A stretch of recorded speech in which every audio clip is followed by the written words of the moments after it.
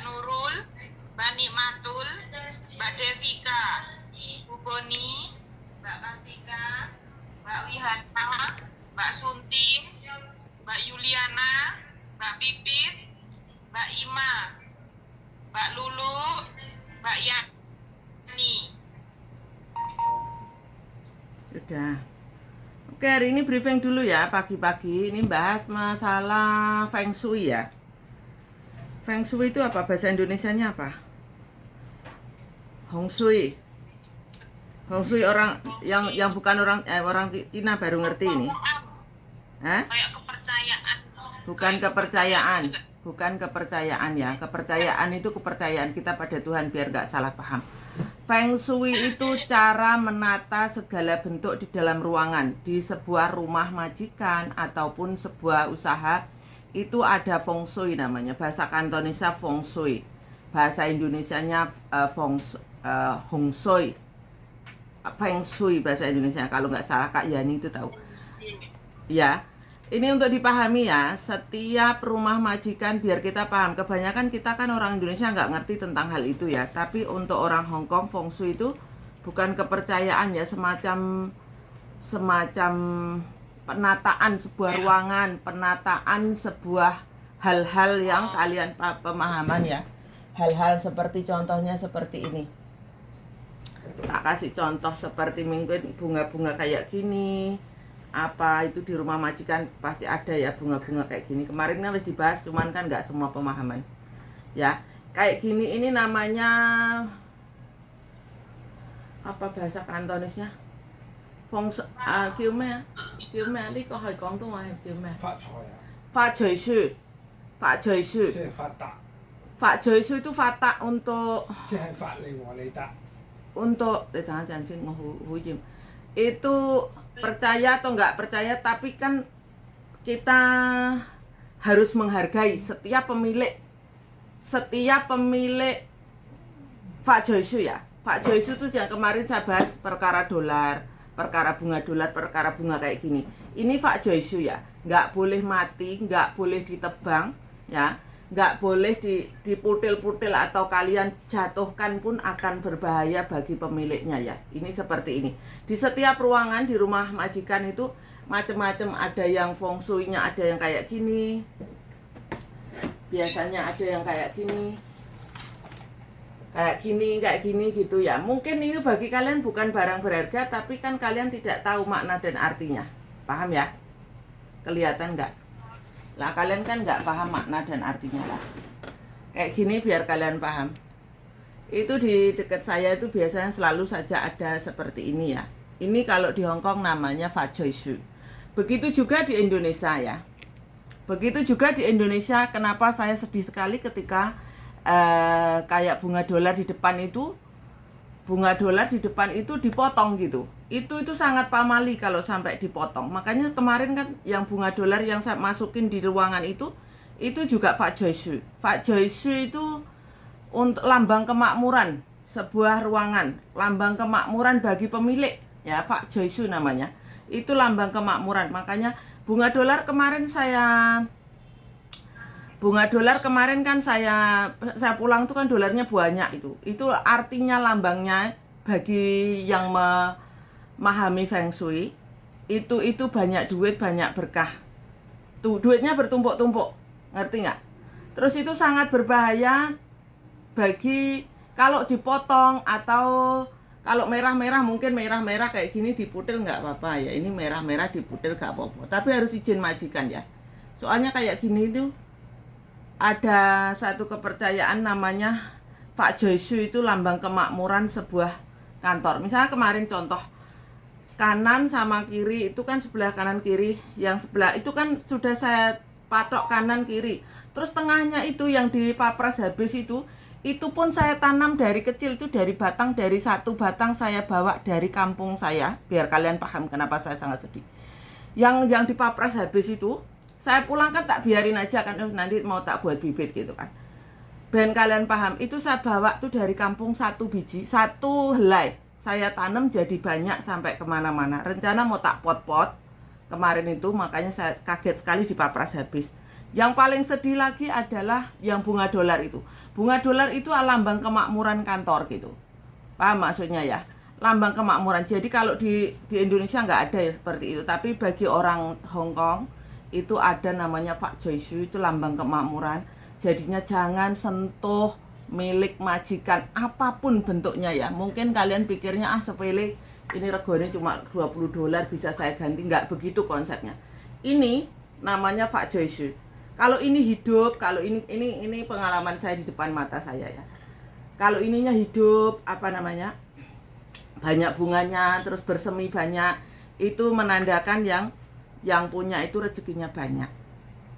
Itu bagi orang Hong Kong. Di semua ruangan orang Hong Kong itu ada Pak Joysu. Apalagi kalau tahun baru itu kita berlomba-lomba beli Pak Joysu yang besar-besar, yang cantik-cantik, harganya mahal pun kita nggak peduli. Biasanya kalian lihat di ruangan saya itu ada kayak lanfa anggrek yang Pak Joy, anggrek yang satu harganya itu 888 kayak gitu-gitu. Jadi kalian wajib memahami ini banyak yang nggak mudeng ya. Jangan sampai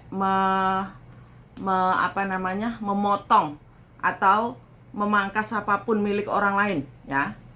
Itu namanya membahayakan yang punya, ngerti nggak? Yang punya itu nanamnya dari kecil, dan itu untuk keberuntungan, untuk keberkahan, supaya penyemangat lah nek bahasa Jawanya, supaya penyemangat.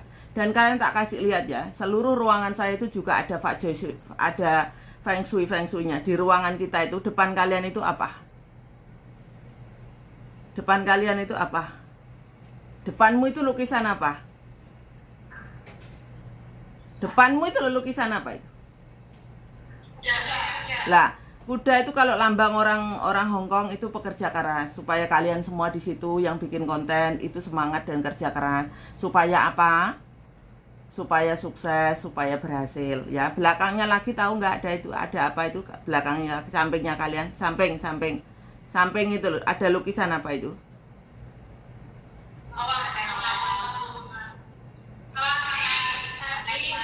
Nah, padi sama pasar. Pasar itu feng shui orang Jawa. Nggak semua orang paham tentang hal ini, biar kalian mengerti saja supaya kalian tidak merusak barang-barang saya ya.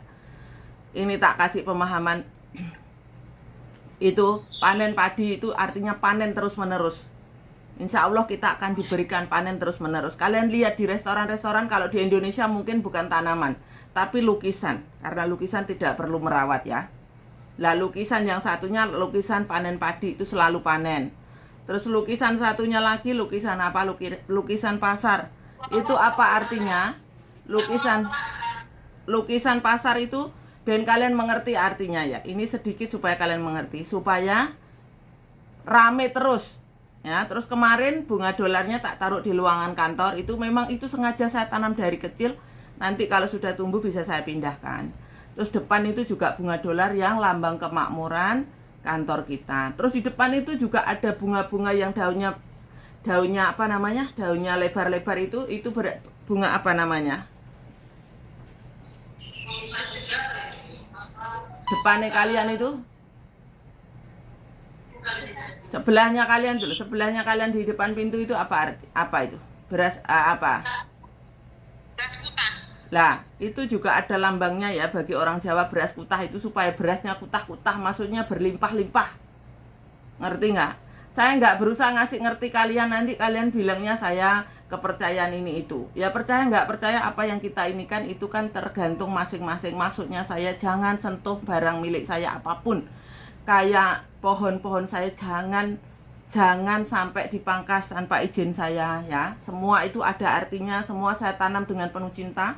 Saya tanam dengan penuh hati yang dalam. Jadi ketika saya pulang itu penyemangat saya. Bahkan saya pulang 3 bulan sekali, saya berharap pohon-pohon saya itu rindang, pohon-pohon saya berbunga semuanya. Pertama, selain untuk itu, pohon-pohon itu untuk oksigen kalian. Ya, paham kan kalian? Pohon yang ditanam itu berguna untuk kita secara langsung. Ada oksigennya. Kenapa saya nanti galon-galonnya kalau udah banyak, ruangan kalian, tempat tidur, semuanya itu nanti akan ada bunga-bunganya. Itu karena saya harus menyiapkan bibit dari dari depan yang dipangkas itu. Rencana mau tak pakai bibit, ternyata dipangkas. Ya sudahlah, cuman biar kalian paham, jangan diulangi lagi, itu membahayakan yang memiliki ya.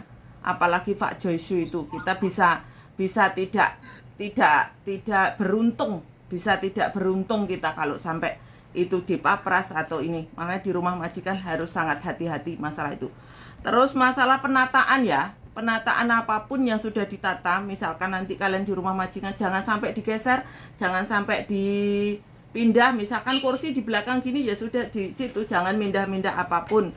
Itu dulu ya, ceritain dulu. Kalau saya kan pulang 3 bulan 6 bulan sekali ya dari Hong Kong ke Indonesia.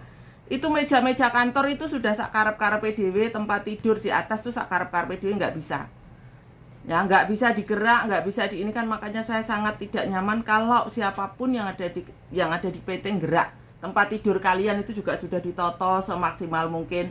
Terus tempat tidur staf juga sudah ditoto, nggak boleh digerak, nggak boleh dikeluarin, nggak boleh itu sudah ditoto supaya apa? Kalau orang kepercayaan orang Jawa, entah orang Cina, itu kepercayaan saya, kepala barang tuh nggak boleh di pintu karena bisa mengakibatkan yang menempati tempat tidur itu sakit. Paham ya? Jadi jangan merusak apapun yang ada, menggeser apapun, apalagi merusak ya. Kayak bunga-bunga di depan dan yang lain-lainnya, itu kalau bisa kalian merawatnya dengan sebaik-baiknya. Di rumah majikan kayak bunga-bunga dolar yang belakang kalian, samping-samping kalian itu dilap pakai baby oil ya, dilap pakai baby oil. Terus biasanya bunga dolar itu di rumah majikan dibonsai kecil-kecil itu. Yang di depan itu rencana tak bonsai, tak keluarkan, cuman saya ngelihat papangnya belum panjang, jadi saya pikir nanti pulang lagi aja saya benerin gitu. Kemarin nggak saya gerak. Itu kalau di Hong Kong daun-daunnya itu harus dilap, harus kinclong. Terus itu kalau berkembang banyak, bersemi banyak ya dedaunan atau itu berarti yang punya itu makmur, entah makmur dari segi apapun lah. Kepercayaannya seperti itu. Ben kalian paham ya. Oke, mulai sekarang tolong dipahami, jangan sentuh, jangan potong apapun atau jangan gerak apapun sesuatu yang ada di kantor. Semua sudah saya tata semaksimal mungkin untuk kebaikan kita bersama supaya kalian tidak terjadi masalah apapun, tidak ada sakit lah, nggak enak badan lah, kemeriek lah, dan yang lain-lain lah. Paham ya? Wes paham sampai sini ya? Itu namanya Pak Joysu. Jangan digerak Pak Joysunya. Itu lambang kemakmuran sebuah tempat, lambang kemakmuran bagi pemiliknya, lambang kemakmuran bagi yang punya. Oke, paham ya? Baik.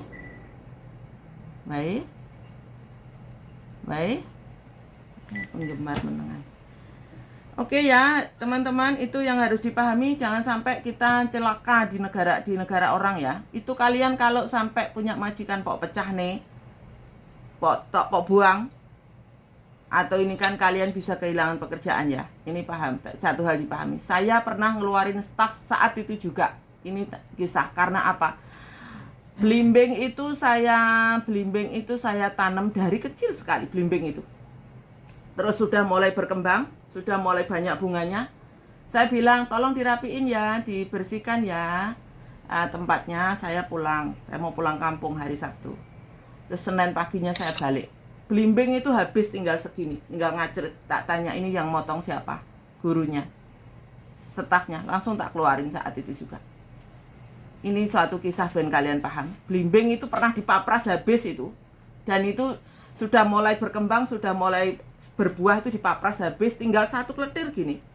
Hati saya sakit, tak keluarin stafnya. Saat itu juga saya nggak mau lihat kamu, silahkan kamu keluar dari sini, silahkan kamu pergi dari sini. Karena apa? Saya sangat terluka. Bagi saya siapapun ya, asal kalian paham, biar kalian paham. Yang memotong bunga yang saya tanam, memotong pohon yang saya tanam itu sama juga memotong leher saya, ngerti nggak? Karena kalian nggak tahu, itu saya menanam itu dari kecil, benar-benar dari kecil. Tak ajak ngomong, kamu nanam di sini ya, nanti berbuah ya, saya pulang tungguin saya ya. Tiba-tiba saya pulang dihabisin, dipaprasin, tinggal satu batang, satu helai. Itu susah payah bertahun-tahun, sudah 5-6 tahun itu baru tumbuh seperti itu lagi. Makanya jangan pernah mapras apapun, bukan milik kalian, bukan punya kalian, hargai yang punya. Kalian tidak mengerti perjuangan yang punya itu. Nanamnya itu dari kecil. Dari kecil. Kemarin tak kasih lihat kan di grup. Dari kecil saya nanam. Sampai sampai rimbun, sampai rindang. Itu ada gunanya untuk oksigen, untuk kebahagiaan saya. Terus tiba-tiba dipotong begitu saja. Sama dengan memotong leher saya. Ya, paham ya? Oke, itu dulu teman-teman yang untuk itunya. Jangan sentuh barang-barang saya. Jangan sentuh bunga-bunga saya. Kalian tidak tahu cara menanamnya seperti apa. Meskipun beras kutah itu awalnya satu pohon. Itu mau saya jadikan cerita buat kalian. Beras kutah itu awalnya satu pohon. Maksudnya apa? Setiap kali saya datang saya selalu briefing. Ada nilainya, ada maksudnya. Dari satu pohon beras kutah yang saya bawa dari kampung, beranak pinak seperti itu. Contohnya buat kalian untuk apa? Supaya kalian itu nanam.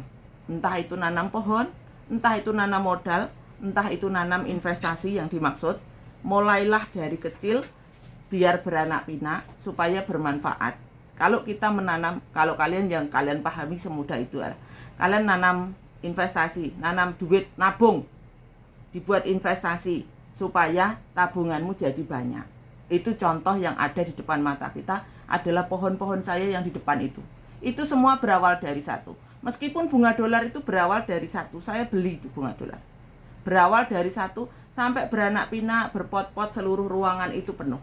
Memang saya sengaja seperti itu. Bisa saja saya beli banyak gitu. Tapi saya mau ngajarin kalian bagaimana cara berinvestasi, caranya menanam sebuah pohon sehingga tanamanmu beranak pinak terus bermanfaat buat kamu. Seperti kamu berinvestasi, investasimu beranak pinak. Makanya tidak hanya bekerja yang kalian harus paham ya. Tidak hanya bekerja, tidak hanya cari duit. Kalian harus tahu bagaimana duitmu itu bekerja untukmu suatu saat. Ya, biasanya kalian ini dari ndeder tanaman tadi, itu ndeder harta karunmu. Ketika kamu dapat duit, bagaimana cara menginvestasikan uangmu. Misalkan gajimu, ini bahas masalah gaji ya, karena memang dari situ, dari apa yang saya tanam itu menjadi contoh supaya kalian bisa mengembangkan pikiran kalian untuk bisa, oh iya, hanya itu contohnya, oh iya, ini tanaman satu tanaman kok bisa banyak, ini caranya gimana? Yaitu tadi diinvestasi, dideder, bahasa awamnya dideder, bahasa sekarangnya diinvestasikan. Makanya kalian ketika nanti kalian bekerja, sekarang masih dalam tahap mau bekerja, yang mau berangkat dieling-eling. Jangan hanya memikirkan mulut, jangan hanya memikirkan badan. Pikirkanlah suatu saat kalian akan pensiun. Diingat-ingat di Hong Kong kita kerja cari uang. Harus bisa menernak uangnya, harus bisa ndeder duitnya, harus bisa nanam seibarat satu pohon, gimana duitmu itu bisa berbunga-bunga pohonnya, berpot-pot duitnya, berpot-pot duitnya. Paham nggak? Ini terlalu dalam ya, dari bunga sampai berpot-pot ndeder bunga, sampai ndeder duit kalian yang masih kalian ikhtiarkan, yang masih kalian cari. Masih belum paham, nanti alon-alon tak kirim video ini supaya kalian paham ya. Kalian kan biasanya kalau usia di atas 23, 24, usia 25 itu belum mengerti lah. Ngertinya kalian seneng, aku kerja untuk kesenenganku. Nanti ketika usia 30 sudah punya anak itu baru mikir, oh iya kenapa ya dulu saya nggak begini. Nanti lagi usia 40 ke atas baru mikir, kenapa ya waktu muda saya nggak begini gitu. Ketika kalian jadi tapi kalau kalian mau dan sadar berinvestasi dari dini, dari mulai dapat duit itu diinvestasikan, sebagian untuk kebutuhan, sebagian kebutuhan rumah, sebagian diinvestasikan supaya apa? Beranak pinak, supaya menjadi pohon yang berpot-pot itu. Akhirnya jadi rindang. Maksudnya tabungannya rindang, tabungannya banyak, dolarnya bertumpuk-tumpuk, dolarnya rindang. Makanya tidak mungkin kan ketika dolarmu sudah rindang terus dipotong begitu saja. Bener nggak? Ya wes. Sangat dalam. Kalian pasti tidak mengerti. Alon-alon dicerna. Intinya kalau punya duit nanti pelan-pelan ditabung terus diinvestasikan. Investasinya apa? Nanti dipikirkan. Karena setiap orang punya investasi masing-masing.